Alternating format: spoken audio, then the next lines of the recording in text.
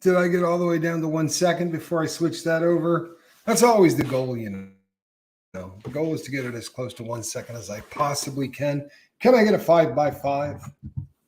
In the meantime, listen, that's a great sound. Love that sound. Love that sound.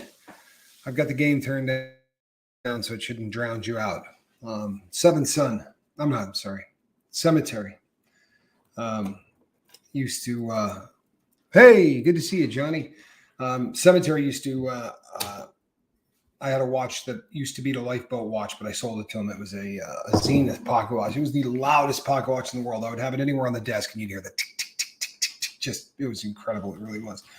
This is going to be a fun subject. I've done this about 6 or 7 times. Hey, our normie is here. I've done this 6 or 7 times, and I've done it under different names. Hey, Jen, good to see you. So, but I think I called it Stay in Your Lane once. New sobriety, a couple of different headings that I've done this under. But the bottom line is what it comes down to. Very often, people can ruin things unintentionally. I'll be really honest, man. Surfers are that way for me. And in the very, very beginning of snowboarding, snowboarders were like that too. My brother can attest that it was just a very, sometimes the culture around something grows bigger than the something. It grows bigger than the sport. It grows bigger than whatever. And it can drown out the important stuff that we're talking about. And sobriety is the most important thing that you're going to talk about in your life. If you don't get it under control, bad things happen, right? This has been established. Take this from a guy that took it all the way to the finish line. The really horrendous things can happen if you continue to get high on a regular basis, right? The old cliche is that you end up in institutions, you know, you're going to end up buried, you're going to end up in the hospital but I ended up in prison. Tell me you don't dig that shirt, huh? Did you check that out? Captain. I repeated it in case any of you missed it. Good to see you, Wharton. Glad that you're here. Quiet Girl, I'm glad you're here. Valerie, Chili Phil, Allison, Goddess Divine, Jason P, Scooby with Jan Doobie. Charlie Mullins, joke for one in there. I tossed that one out just for a one spot, so to speak. So sadly, sober people do that for sobriety. We can ruin it for people. We really can. We can put off a vibe. And the Lifeboat doesn't do this, by the way. I know I'm preaching to the choir, but we got to do this every once in a while so that you see what happens when you wander into the world of sobriety outside the boat. We joke around a lot here, and I think that's important. It bonds us, you know, all the screwing around and all the clowning and all of that. It really does bond us together. Watching me vomit up milk doesn't have a lot to do with sobriety, but it certainly makes everybody laugh, and it brings people together. The foul fish does the same thing, and I think it's important that we create this environment. With all the joking aside, though, we say we give you 2 things. One is that we judge nobody, and the other is that we give you a cat in a basket, right? And the cat in the basket part is obviously a little bit tongue-in-cheek. It's a joke, but the non-judgment part is not. We don't judge people here for things that they've done in their past, especially if they did it while under the influence of their chemical of choice, because they weren't at the helm. It's like blaming the people of a country for things that the dictator did, right? I can't remember who said that. I have it written down somewhere because it was somebody in the very, very early days of the Lifeboat years ago. And I liked the reference. I really did. I harped on it for a very long time, but that really is what happens, right? So how do we give sobriety a bad name? For lack of a better way to look at this, how do we give sobriety a bad name? How do we screw this up so badly that all of a sudden people look at us and they think it's guys like that make it so that I don't want to get sober? Well, the first thing we do is we become judgmental. And these are in no particular order, but we become judgmental, right? We find ourselves, whether we want to or not, we find ourselves looking at every single individual and judging them. And very often when we first get sober, man, everybody's a drug addict. Everybody's an alcoholic. We look at any of our friends who are drinking and we think, you know what? Yeah, Karen's still drinking nonstop. And, my friend, I know he smokes pot. I bet you he does a bunch of other drugs too. It's amazing how often people really early in sobriety love to tell me all the people on the lifeboat that they think might be using. I'll be really honest. I can't stand those emails. I don't think anybody on the lifeboat is using. I don't. Until their behavior becomes something that really jumps out. At Jim, we've had it. I mean, been on the boat for any length of time. We've had people here that have been smashed. We've had people here that have been wired. We have people, that have come here under every kind of influence of drugs you could think of. It's part of the deal. We're treating the infirmed, right? We're working with people who have drug problems. Obviously, we're going to see people come here that are high. Yeah, Chiliad says, if you do what you've always done, you're going to get what you always got. And it's a cliche, and it's a great one. It really is. It's an absolutely great one. We got to not be judgmental. Just because now we're sober doesn't mean that everybody that uses has a drug problem. Because the truth of the matter is, the vast majority of people who do drugs of any kind, whether they drink them, snort them, shoot them, whatever, although shooting them I might take off the table. But the vast majority of people who do drugs don't have problems with it. The vast majority of people who do drugs, or, and alcohol I consider a drug, but the vast majority of people who use do not use to excess. They don't use to a point where it becomes an issue in their lives. We are not those people, right? So when we become sober, we got to stop looking at everybody else and becoming Columbo, and I know I've heard my bobbleheaded partner, Mark, talk about this a lot. He's super open about the fact that he does it. He says he'll be driving down the street and pull up at a red light and be like, that girl's on meth, right? You're 40 yards away, but you can look and you can do the stereotype, well, her face is a little bit hollowed in. She looks thin, kind of got that pallor to her skin. But we do this, and it's something that affects people who first get sober. And if you think about it, it makes a ton of sense. It really does. All of a sudden, you're free from a world that you walked through blind. Now, when you see remnants of the world that you used to live in, it's going to get your attention really quickly. Your eyes are going to go right to it every time. I go places and someone will be talking, or, and afterwards people say, hey, what do you think? And I go, I think he was wasted. I think dude is on a lot of opiates. That's what I think. And I shouldn't do that, but it's a habit that we all do. I try to make a concentrated effort to not do it in front of others. I don't want to smut up sobriety. I don't want people looking and going, that dude, that guy's a representative of sobriety. I'm good, right? I don't want any part of that club. It's too cultish. It's too judgmental. It's too whatever.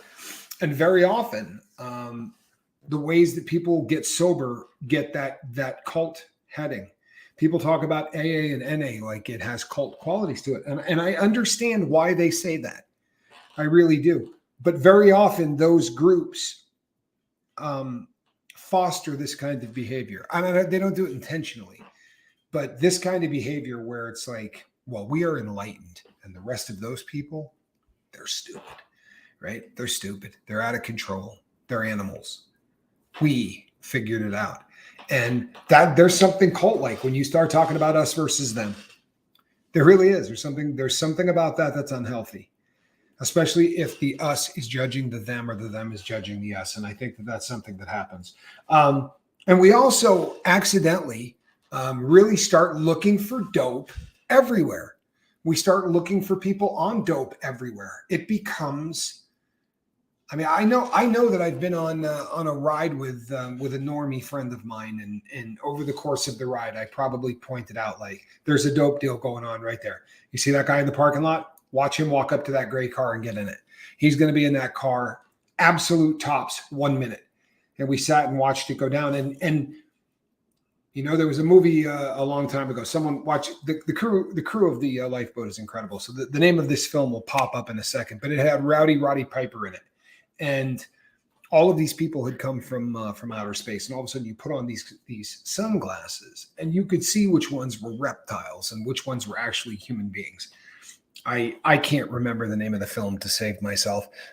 If my memory serves me right, the Academy of Motion Picture Arts, they passed up this film. It was not nominated for an Academy Award. Full of Hope says They Live. I have no reason to think she's wrong. It's probably They Live. But those glasses are very much what happens to us when we become sober. It's not that we haven't been looking at all of these things our entire life, but we've been looking at them from inside, right? We've been in the middle of that drug trade. I've been the guy in the parking lot getting into the gray car, right? Being in there less than a minute and jumping out with my dope. And when you're in the fishbowl, it's completely different than when you're looking at it. So I think we have to, you're never going to be somebody that doesn't notice those things. You were in the life. And if that wasn't your drug of choice, if you were someone who drank, you're going to see people during the day walking into a liquor store. You're going to see things that mimic behaviors that you used to do. And it's going to stick out to you like Wednesday in the middle of the week, or you're going to meet a friend of yours at 10:30 in the morning, and you're just going to catch that scent, that light, smell of booze. And you're going to think to yourself, man, that used to be me. I think we have to really work to not look for it as much. We're going to see it. And the longer that you're sober, I think the less that you point it out. It's not that you don't see it. It's just that you tend to point it out less. Let's not do it in front of other people. Let's not make it look like sober people instantly become dicks. Because let's be honest, there's something to that. When you were in the life, raise your hand. And I know I can't see you, but don't play games with me, man. If I tell you to raise your hand, raise your hand. Raise your hand if you remember a time before you got sober where somebody you knew got sober and they instantly became the worst person in the world to be around, right? Come on. I'm the only one. Everybody has had that experience where somebody gets sober and all of a sudden it's like, they're just instantly no fun to be around. And look, some of this depends on how deep you are in your addiction, because one of the things also is that when we get sober, even if we don't want to, we hold up a mirror to people in life. That's what sober people do. You make people evaluate their life. They start going, wait a second. If Tommy's not doing dope anymore, should I be looking at my life? Is there a reason that right now he thinks this is the time to get sober? Why am I still using? And that makes people uncomfortable. So having you around, and God forbid having you around while people are partying. Look, I'm a virtual guy, right? I live in a virtual world. I communicate and I do my show on a virtual platform. But I go into chat rooms and you just watch everything change, right? I pop up in a live chat where people are talking about getting stoned and doing this or that or making drug jokes. And I pop up and it's like, oh no, it's the lifeboat. Hey, sorry, Tommy, I'm just joking. Like Captain Buzzkill just arrived. It's hysterically funny, right? Because I remember the Buzzkills. I remember the people who used to show up and you're like, oh crap, it's this dude. It's Sober Mike. Let's not be those people. I don't care about anyone doing dope. I really don't. If it's not affecting their life, knock yourself out. It's never been the mantra. You understand? I think what makes us unique is that we don't judge people because they're smoking weed, or we don't judge people because they're doing this or they're doing that. We're trying to learn to get through life being comfortable in our own skin. The caveat to that is that we want to do it without having to pay money every single week or every single day in order to feel comfortable in our own skin. We want to develop coping skills, coping mechanisms, so that on a day-to-day basis, we can live our best lives and we can do it without having to drug ourselves or any other bad habit you have. Because trust and believe, if you're listening to my voice, you may go, I thought I'd come over and check the guy out. I don't have any habits. But I saw him on Aaron's channel and he was fun. So I thought I'd go over there and see if he was, I'll check him out. I like listening to him. There are people in this world. I knew a professional athlete, a skier that I knew, and she had a bad race. She would go home and spend about $9,000 on her credit card. She would go online, and she was a big time name. You would know it, but she would just go home and start shopping. And that would do for her the same thing that drugs would do for other people. There are a lot of different ways that we can throw the switch that plays with our brain chemicals that makes us either happy or miserable. There are a crap ton of ways to throw that switch. So normies can listen to this and go, yeah, I just have never had any of that. Oh, there's a safe bet you have.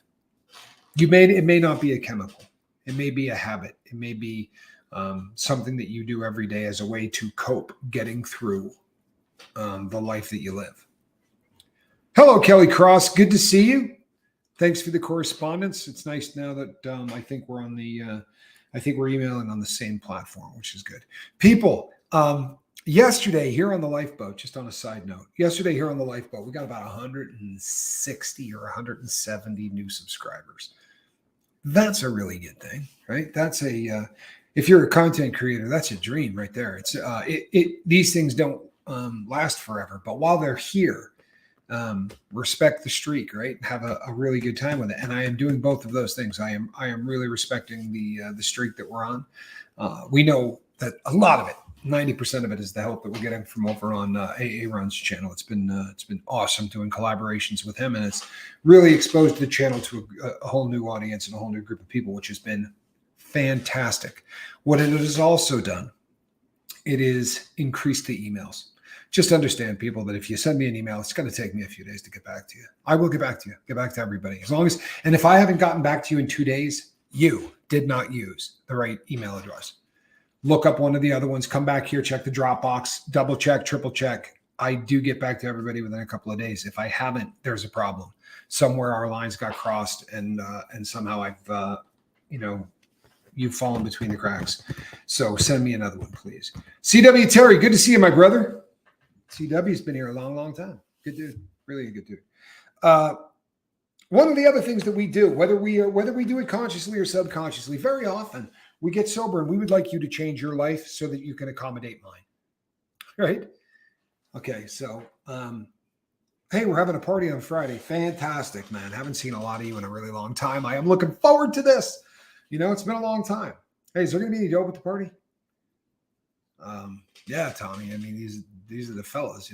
There's definitely going to be some guys that are probably smoking a little weed, and I'm sure there'll be a little bit of meth at the party. A couple of coke guys. I don't think it'll be anything that's super out of control. Yeah. You're going to have to tell everybody to not bring any of that stuff.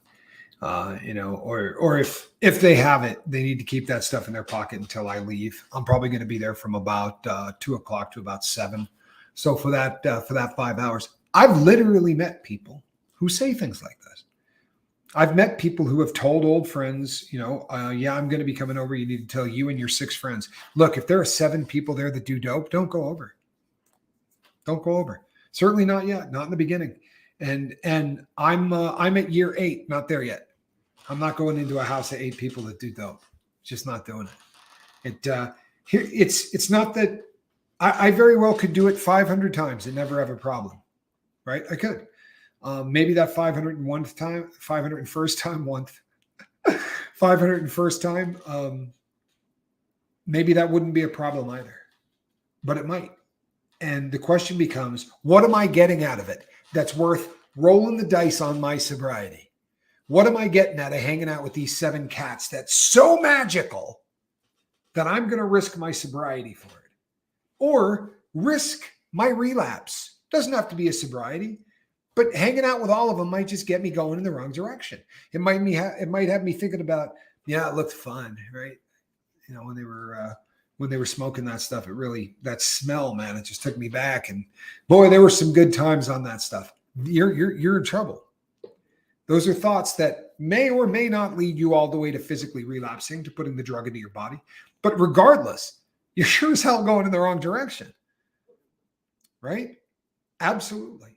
Don't expect people to change their life for you. Change your life for you. And in some cases, that's going to mean not hanging out with friends of yours in situations that would have been comfortable in the past. Situations that would have been a great time back in the day. No big deal. They got a keg. So-and-so is bringing an ounce of blow, which apparently they're going to cook up half of and smoke a little crack. And then, they're going to... I went to parties like that my entire life. I really did. That was honestly standard operating procedure. And there was probably somebody coming to the party with some mushrooms. There'd be a little group in the corner doing their trip thing. And most assuredly, there'd be a group of people going to the bathroom to snort something, or guys passing around meth pipes. When I went to parties, pretty much every drug was represented in some way or another. whether in public or people just talking about it and whatever. But I'm not going to parties like that anymore. What do I get? What am I getting out of that party? First of all, that's a lifestyle that means nothing to me anymore. If that lifestyle still means a lot to you, if you still really feel like being dead square in the middle of that lifestyle, then you're not ready for sobriety. You're not. The lifestyle that goes with the insanity has to be dismembered. It has to be taken apart, and you have to start from scratch. For real. This becomes something that is very interesting because it's different with every drug, right? For people that do crystal meth, this is a hard thing because there's a lifestyle that goes hand in hand with it. So for people where I just came from, living in Nevada, the guys that do meth, they might stay up 3 or 4 days in a row, and 1 or 2 days of that will be spent sitting at a slot machine. And they might be playing penny slots or they might be playing nickel slots, but they will sit there and put a $50 bill in, and they will play around the clock. And because of what that drug does, because that drug gets you hyper focused on things, the term that people use is tweaking, right? But it's you hyper focusing. It's the reason that they give this to people with attention deficit hyperactivity disorder, because it takes somebody whose thoughts are all over the place and it laser focuses them on the task at hand. Well, if the task at hand is hitting play on a machine, it sadly looks like lab rats on a feeder bar. I've watched people try to drag individuals out of casinos in Nevada where you just couldn't do it. And it becomes a real thing because being up for 3 days, it literally gets to a point for a lot of these people where they feel like if they're asleep, they're missing something. That's part of the draw of that drug, is that you're always awake. You're there at 3 a.m. in case something's going on, and you're there as the sun's coming up, and you're there as it's going back down. And, you can do this for days on end feeling like you're Superman. But the lifestyle that goes along with that, you all of a sudden can't remove the drug and think, well, I'm still going to go out and, I'll stay out with them until 3 and then I'll just go back home and they'll just keep out. People, if you don't change everything that you're doing, you're going to do the same thing over and over and over and over again. And no one wants to hear the cliche again, right? But we all know that's insanity. We really do. We all know that's insanity. We often become preachers for the cause of sobriety, right? And we've all known these cats too. You got a friend and you used to smoke cocaine with them, say 5 or 6 days a week for the better part of a year. And then you separate from each other for a couple of months, and then you run back into this person and he comes up and says, listen, brother, I really need to talk to you about your drug use. You gotta put down the pipe. I mean, look what you're doing to yourself. And they instantly go into this preacher mode, and you're going, wait a second. 60 days ago, we were stealing stuff from the grocery store to buy crack. And now, right now, you're Billy Graham, and you're going to come and save me. And no one really wants to see that kind of transformation and that kind of lecture coming from somebody that a while ago you were doing dope with. I've told this story before. I got out of control in Texas on drugs. I really did. I got out of control. And there were friends of mine that did an intervention, like literally. And I should have known something was up because I was pretty much the biggest guy in the group. And I was going to get in the car and they're like, get in the back seat. I'm like, get in the back seat? I don't ever get in the back seat. You know what I mean? I'm sick. I'm almost 6'3". I'm like 6'2.5". The rest of these guys are in the 5s. I'm like, the back seat. And then when I go to get in the back seat, like it's not even done well, but it's a concentrated effort to get me in the middle. And I'm thinking to myself, what are we doing here? Like, I don't know anybody enough money to get whacked. What are we doing here? And they drive me out to this thing. And I was indignant. I remember looking around the room and going, I smoked coke with you a couple of days ago. You and I do ecstasy every single weekend. You and me. Like everybody in the room was an addict. But they're all talking to me because I was a little bit further along. No one wants to be preached to.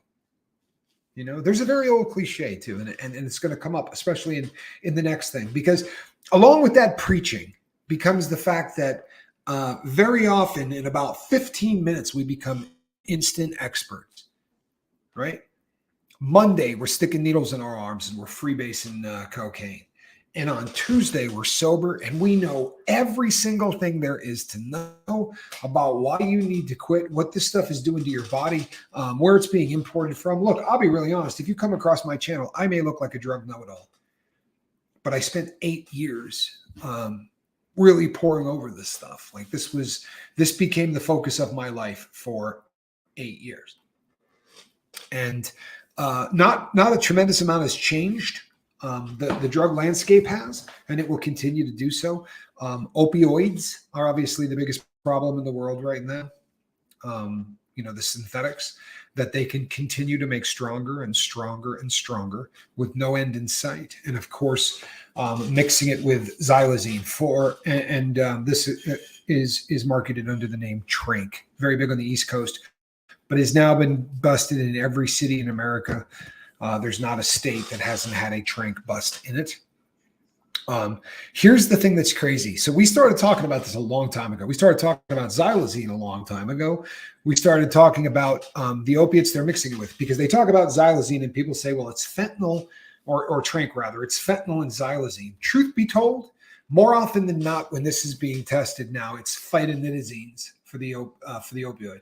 And then they're mixing in xylazine. It isn't necessarily fentanyl anymore. They're going for the cheaper, stronger nitazines, a drug we started talking about in year 1 of this program, early year 1 in this program. But that said, we had probably only talked to 3 people that were doing it in the entire time that we had been on the lifeboat. As much as this stuff is prevalent and it's all over the country, we weren't talking to a lot of drug addicts who were struggling with this substance. Now I probably have 8 that I'm working with personally, and I probably have 5 whose family members, significant others, whatever the case may be, are trying to get help for their loved ones. This stuff is a plague like nothing else out there. It really isn't. It is. There is the threat from this stuff is real right now, and it's huge. We can't come across as preachy or you're going to run these people off, and we don't have. We talk on the boat a lot about the window of opportunity. When the window opens and somebody is ready to hear the message of sobriety, that window does not stay open very long. And how you approach somebody while that window is open is your only hope. And very often it's a drip system. I'm going to say something to somebody and they're going to take away a little nugget of what I say. And the next time that I see that person, it may be another opportunity for me to or the next time I talk to that person, it's going to be another opportunity for me to drop another little nugget with this person. And eventually over time, this dripping system. But the one thing that we want to convey to every single one of these people is that we love them. I'm not being funny. We love them. I say, you can't love that person. You don't know him. The hell I don't. The hell I don't. There is nobody in this country right now that is strung out on an opiate that I don't know. I know how they wake up. I know how they go to bed. I know where they do their dope. I know how they buy their dope. I know every single thing about that person's life except their dreams, what they wanted to be before this happened. But I know everything about who they are after it happened, because all that changes is the names of the streets. All that changes is the names of the thugs selling the dope, right? The loan sharks, all of the people in that line of addiction. Doesn't change. I've done it in 3 or 4 different states. It's always the exact same thing. The only things that changes are the names and the places.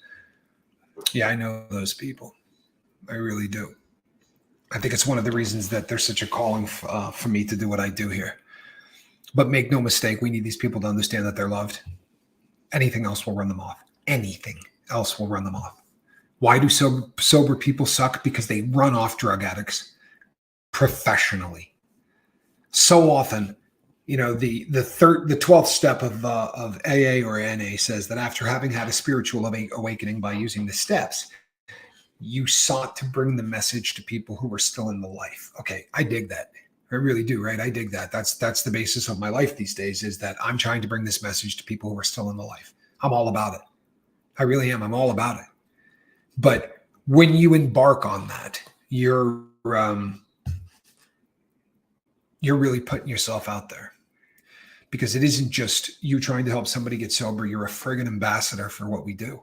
You're an ambassador for sobriety. And if you come off the wrong way, we can spin a person in the wrong direction. I was always looking for the hypocrite in the group. I was always looking for the person I could go, see that dude? That person is the most judgmental. Look at how they're treating people now. I'm out of here, right? I was looking for the I'm out of here guy or gal. Show me him. Show me somebody that's going to come across as holier than thou as anything else. People, do you remember what it was like when you decided that you had to quit? You didn't want to. You knew what it was going to be. You knew it was going to be sick, and you knew it was going to be hard, and you knew it was going to be hell, but you knew that you had to. Do you remember those moments? My God, any reason whatsoever to go and do a little bit more, any reason whatsoever to stay in the life another 7 days or another 6 days. Well, today we can't afford to let people stay in the life for 6 or 7 more days. We can't. We need to do everything we can to reach people, and we're going to do it through love. And one of the reasons that we're growing at the rate that we are and that we're being successful is because you all demonstrate that to every person that comes here. I'm not admonishing anybody here. I'm patting everybody here on the back. When I say this is why sober people suck, I don't consider us in this mix in any way, shape, or form. I really don't. We don't do any of these things, but we've all watched it. Watch it the next time you're out. Watch it the next time you're at a social gathering. Pick out the sober people, and you will watch them, ganging up on the corner and looking like counting. You see that girl? That's her 6th drink. Right? It's unhealthy. It's not how we want to be known. It's and it's definitely worth paying attention to when you begin to see this outside the realm of the lifeboat. We're fortunate as hell here that it's a pretty safe place, and not by accident. We went through hell to make this place a safe place, and we've got the best wrenches in the world. We really do. We've got the best wrenches in the world. There's a lot to be said for the amount of work that has had to go into making this a place where people can come and talk freely about things from their past. But let's make a concentrated effort to represent sobriety in a way that's going to make people want to be sober. I think, and I talked about this on the boat, and I've talked about it to people, but if the people in the world today who are addicted to these really heavy opioids and the ones that are mixed with with benzos and things like that, if those people could come to the realization that you can quit without hurting, that we can make this stop without the unbelievable pain that you've been building up in your head for the years that you've been on this. You know what it feels like to detox. There's a way to detox without feeling any of that. If people knew that, we would be saving lives at a rate that's unbelievable. So I think the message has got to be one of love and of caring and of, hey, technology's caught up with this. It was a very popular belief for a long time. ZW, thank you so much, hun. I love Zen one.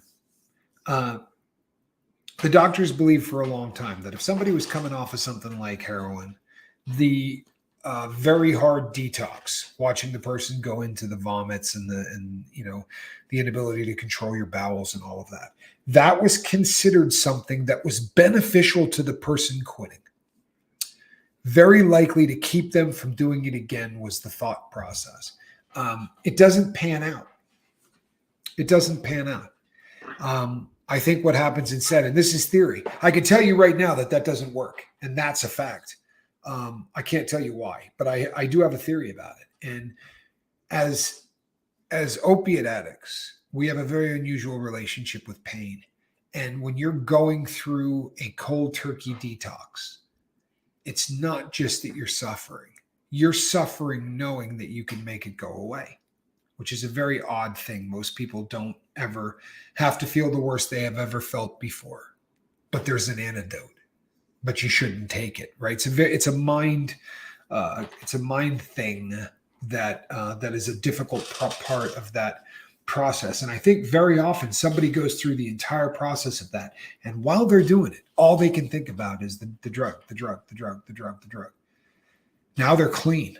They come out on the other side. But for 7 days, they literally fixated on nothing other than how good it would feel to do a shot of dope or to smoke dope or whatever.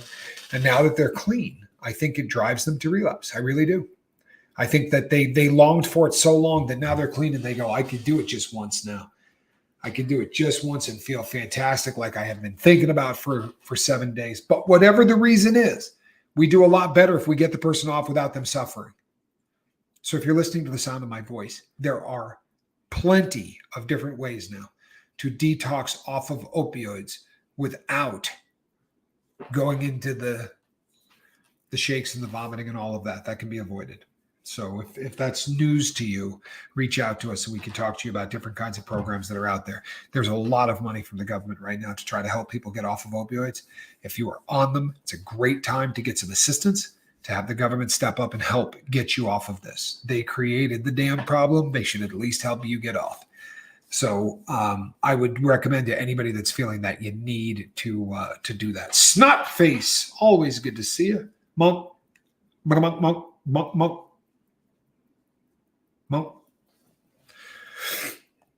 All righty, peeps. Let's say hi to the old crew.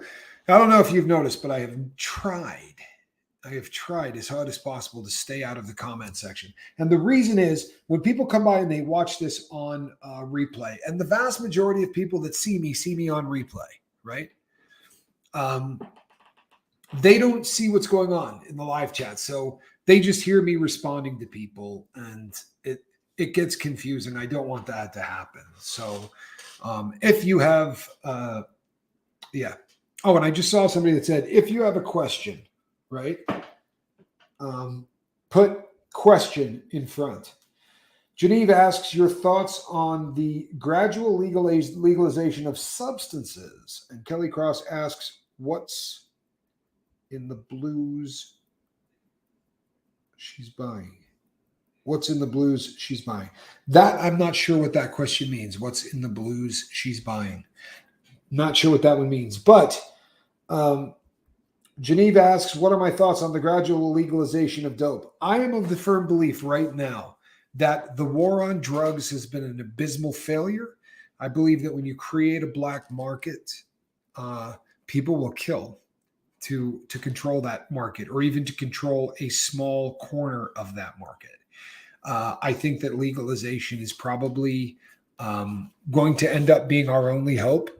It didn't have to be, but we've gone so far gone now that I believe that an intelligent legalization of drugs is probably the only way to save mass lives, because it's going to get the poison off the street, and it's going to put, just like if weed is tainted these days, it's not going to get a lot of people, because the vast majority of Americans are buying their weed at dispensaries, right? And that weed's checked, and there's really something to be said for legalization. Tommy, do you know what is in these blues I buy off the street? I smoke them. My teeth and jaw hurt. I've got this nasty cough. Does the blue have a number 30 stamped on it with a box with an M in it? More than likely what you are smoking is one of two things. It is either going to be fentanyl, or it is going to be fentanyl mixed with an animal tranquilizer. Teeth and jaw hurt is unusual. The nasty cough is not. That actually makes a lot of sense. But I think that more than likely what you are smoking is the blue oxys. Okay, yeah, they're not oxys. You're smoking fentanyl. There are very few real oxys left on the street. Certainly, yeah. See, it's an M30. Yeah, you're smoking fentanyl is what you're smoking, or it could be nits. I've never heard of fentanyl messing with somebody's jaws, and I don't know enough about nits. And I don't mean I haven't read everything there is to read, because I have, but I've never gotten high on it. There's not that many things out there that I haven't done, but I've never done nits, to the best of my knowledge. Tommy Bird says, yeah, I'd say those are blue fent. And it is. There's no question that that's what you're smoking because of the prevalence of them on the street. That is, Kelly, most assuredly what you are smoking. And we're talking about a pretty dangerous pill. And here's something that I want you to hear, Kelly. And this is super important. Everybody, please, super important. Chances are you started out a heroin addict, right? You didn't start out smoking fentanyl. You started out smoking heroin, or you started out smoking pills or whatever, real oxys. But you certainly didn't start out on fent. And if you started out smoking heroin, you knew you could smoke as much heroin as you wanted, right? If you had the money, you could sit down and smoke a quarter of a pound of heroin, and it's not going to kill you. It'll knock you out. You fall asleep, wake back up, do it again, but it's not going to kill you. It's not because of how it gets into the system and everything else. Dr. Bodden testified at the trial of Ted Binion, former owner of Binion's Horseshoe Casino, the man that started the World Series of Poker. He was murdered. Somebody shoved heroin down his gullet, along with some alcohol and some other things. But in the trial, Dr. Bodden got up and testified that he had to have been poisoned because he was a smoker. And smoking heroin, it wasn't possible to overdose. Make no mistake, smoking fentanyl can kill you like that. It's a completely different drug. Don't treat it as heroin. If you're going to continue to smoke this, if you feel like you've got to continue, you're not ready yet. Smoke really small amounts. Get some Narcan, have it around, because you start getting that heavy feeling on your chest. You start like you can't breathe, like you feel like somebody's squeezing your chest. You got to get the nasal Narcan and then do it to yourself. It will be unpleasant, but you're rolling the dice pretty heavy smoking that stuff. I'm not trying to be a buzzkill. I'm just being honest with you. According to the government, 6 in every 10 have a dose that is larger than 2 milligrams, and 2 milligrams is a lethal dose. So you really got to be careful. Idaho, 4 overdoses, no tox report. Yeah, it's the rate at which these overdoses are happening. People, we're talking about the number one cause of death in our country. I don't know if you can wrap your brain around that. Question, Tommy, do you mind if I send the video of Tara's flesh wound on the leg? The trank cause that. I tell my kids there's no such thing as heroin anymore. It's horse tranquilizer. Marconi won't save you on trank. Yeah, the thing with trank is that, you're not really going to get the Narcan's not going to do a thing. I don't have a problem with you sending the videos. I'm not sure where you would send them. It's not possible to do here. If you want to send that over to the Facebook page for the Lifeboat. If you're not a member over there, make sure you get over there and become a member. And that goes to all of you. It's a great place to find the 5 people who are going to be in your group. I actually started taking Vicodin, graduated to this over time. I tried heroin a few times. I have a super high tolerance. I'm ready to get sober. I'm just scared. Of course you're scared, Kelly. Of course you're scared. Because for a very long time now, to not have an opiate means that you're going to be sick. And you have a PhD in withdrawal. You know what that feels like. Hello, Greg F. Good to see you, my brother. Hope you're doing well. You have a PhD in withdrawal. You know what withdrawal feels like. It's a nightmare. At every level, it's a nightmare. You know that, I know that, right? So what you have to do is you have to learn that you need to mitigate that. Now, I'm going to go out on a limb here, okay? But if you're like most addicts, chances are the money is gone before the end of the month, right? So there's going to be a period of time at the end of every month where you're going to be suffering through withdrawals.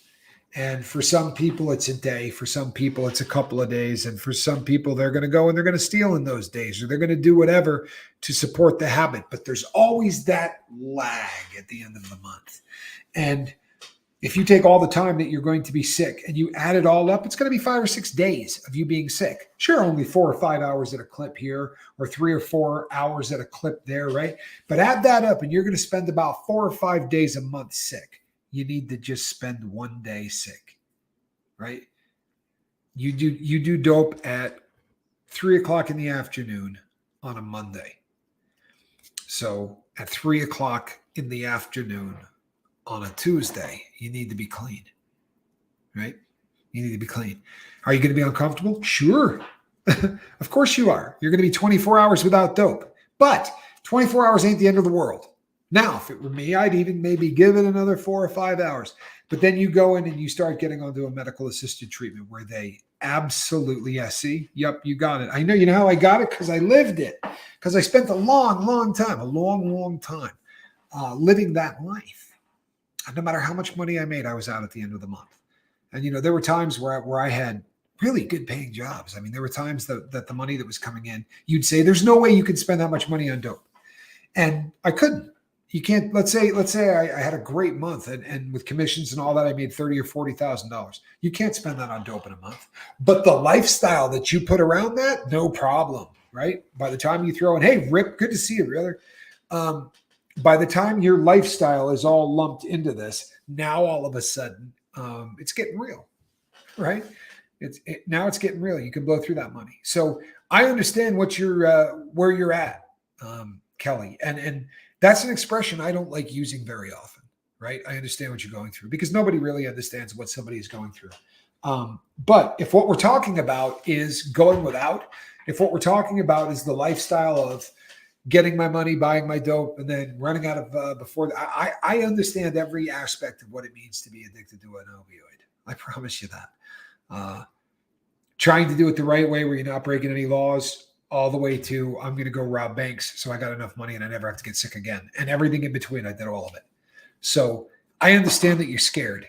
You've already reached out to me. Let's talk nuts and bolts. I've heard the story, right? And I've told you that I'm willing to help. The next time you reach out, let's talk nuts and bolts. Let's talk about a rock solid plan of how you go from where you're at right now to I'm not doing this anymore. Because if I can do it, you can do it. You know, I was doing between 6 and 7 grams of heroin a day. And that was 7 days a week, 365 days a year. I never did any less than that. There were times where money got good, you know, a job I pulled was a lot of money or whatever. And maybe I would do twice that in a day. Seriously, you know, do 12, 13 grams between smoking it, shooting it, eating it, like all of the different things that I could do with that drug. There were times I really, really went hard, you know, or if I had a half a pound of it or whatever, we would go really, really hard on this stuff. But if I can get off of that, then anybody can get off of it. Every single day, and I'm not exaggerating. Every day, I'll get an email from somebody, or someone will reach out to me via a text message, or in one way or the other through some platform, and they'll say, you know, I'm so worried about my son, my daughter, my wife, my whatever, but I just think that they're beyond hope. Man, don't say that crap anymore. Please, don't say that crap. There's nobody that's beyond hope.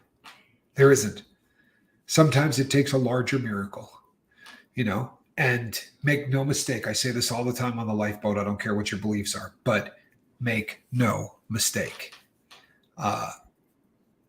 Every single person that gets sober is a miracle.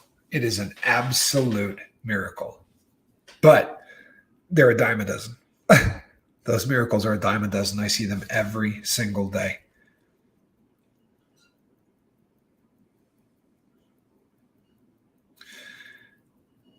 Thank you, Chilihead. That's a very kind thing to say, man. I really appreciate that. I really, really appreciate that. Lemmy, you may need to go to the OR as a comment that I saw. Please monitor that. Please. Hey, Buddha, good to see you, my brother. Buddha is a miracle. He says this boat is a miracle. Buddha's a walking miracle, so he would know. I used to say that about some people, and I was wrong. You know, I used to say it too, Tommy. I was probably the king of that. I was the first person to say, you know what, they've gone around the bend. they've done so much dope that, I think at this point they're probably a little bit too far gone. And I believed it, by the way. I didn't just say it. I wholeheartedly believed it. But since then, I've learned otherwise. Thank you, Tommy. I appreciate you too, man. I really do. Tommy's a crew member in great standing and has been forever. Just another one of those people that, the lifeboat's amazing. And the day you show up, you're just, the day you show up, your crew. And then it's within, I'm sorry, but I digress. Lemmy says, I got this. I'm not afraid. Well, okay. Just be aware. Don't be afraid, but watch the hell out of it. Monitor it, please. There are some pretty dangerous spiders, right? If it's a brown recluse or a magenta recluse or maybe a mauve or a heather. Okay. But brown recluses are no joke. Wolfgang Production says, typo, sorry, you're going to be in good company. If you're making typos, you're in the right place. We are the typo capital of North America, are we not, peoples? Charlie Muslim Mullen says, whoever has not hit that like button better do so now. You don't want to mess with Charlie.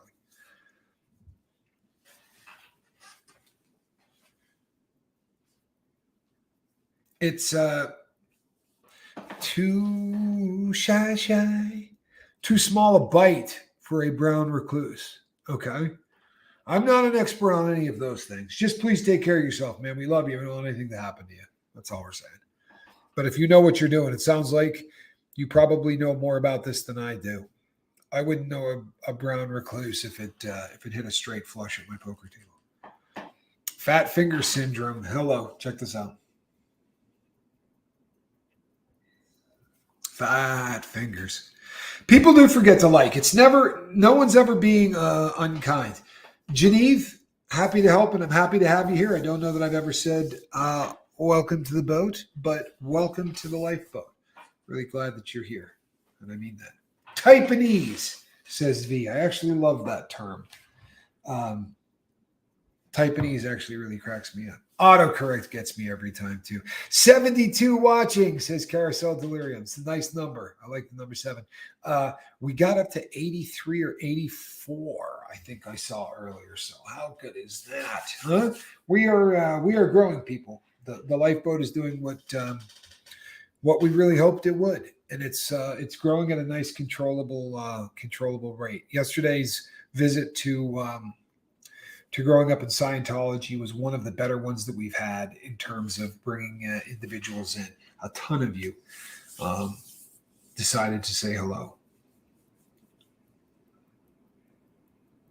Wow, I think you just hit everybody, Buddha. That was pretty impressive. I think Buddha even said hi to people who aren't here. Isn't she lovely? Oh, I'm sorry. That's not where you're going with that. Everyone share the channel, says Kelly Cross. I'll tell you what, we've been getting a lot of shares, and it doesn't go unnoticed. I really do appreciate it. Each and every one of you that does it. And I see it every time. We actually see those shares, and it's a beautiful thing. It is. I love the fact that everybody has taken ownership of the lifeboat and is doing everything that they can to help. Yes, that was a Stevie one. Everybody is taking ownership of the boat and doing what they can to make this better and bigger, and that's beautiful. The more people we can reach, the more people we can reach. I've loved your lives with Aaron. I like being over there. I really do. We have a good time together, and I think that we have a good flow. Sometimes when two people get together and they're both they both have their own shows. It's really hard to find a rhythm, but Aaron makes it really easy.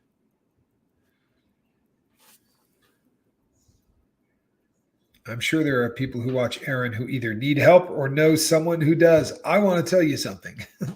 There's nobody out there that watches anybody that doesn't either need help or know somebody that does. One of the amazing things about what we do here is that everybody knows somebody that needs help. It's just that pervasive. It really is.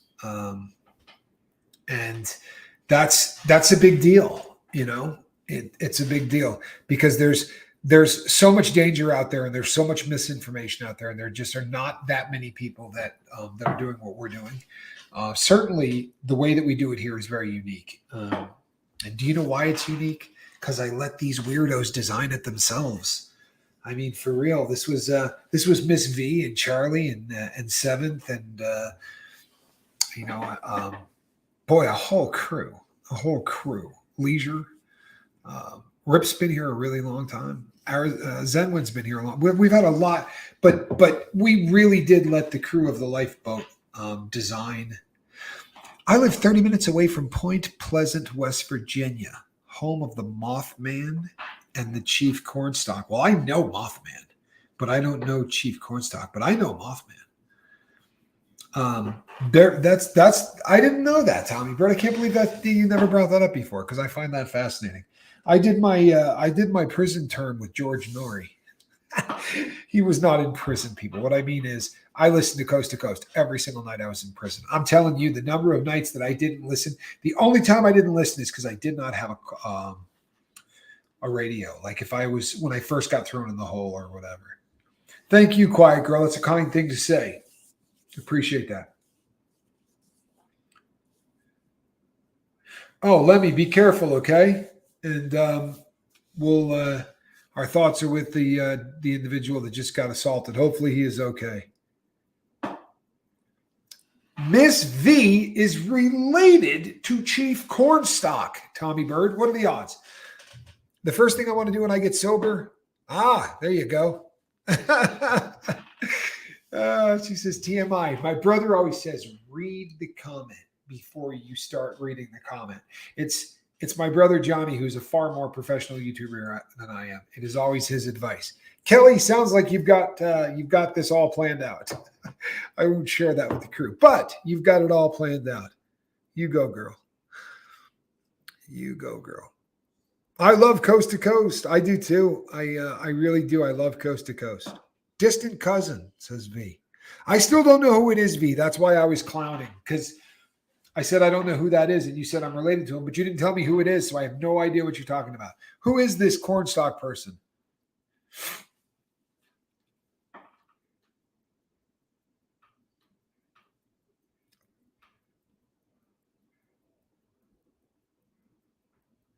Oh, I'm sorry to hear that, Kelly Cross. I really am. I am sorry to hear that. Miracles happen a lot around here. They really do. Tommy, my friend Kristen Roberts lives in Point Pleasant, West Virginia. Did you hear that, Tommy? Small, small world. Yeah, it's a small, small world. Alrighty, peeps. That brings me to the top of the hour, and I am going to a Bible study this evening. So I am going to, they say he cursed the land here and that Mothman was a result of such. Oh, okay. All right. Gotcha. I definitely knew who Mothman was, but I didn't know that part of the mythology. Thank you, Tommy Bird. It's not the corn from that loser Zero Dark Tony, is it?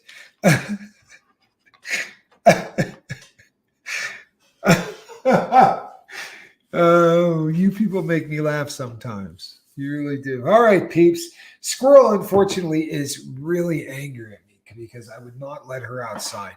She's been a bit of a wildcat lately in the outside department, so I've been sort of riding roughshod about letting her out, and she's not very happy about it. So I'm sad to say there's no cat in the basket, but trust and believe she'll be back tomorrow. Thanks, everyone. I'm Captain Tommy Scoville. Between now and the next time we see each other, do me a favor and reach out and try to save somebody. And if that somebody is you, reach out. The opposite of addiction is connection. Get over to the Lifeboat on Facebook. Make some connections, right? Make friends here. Exchange direct message info so that you have somebody to contact every time you feel like you want to catch a buzz. Anytime you feel like you're gone too far, we talk about having a toolbox full of tools. Well, part of that is a ripcord that's calling somebody that knows what you're going through. So make those connections, people. You got to have a 5. All right. I'm Tommy. I love you guys. We'll see you tomorrow.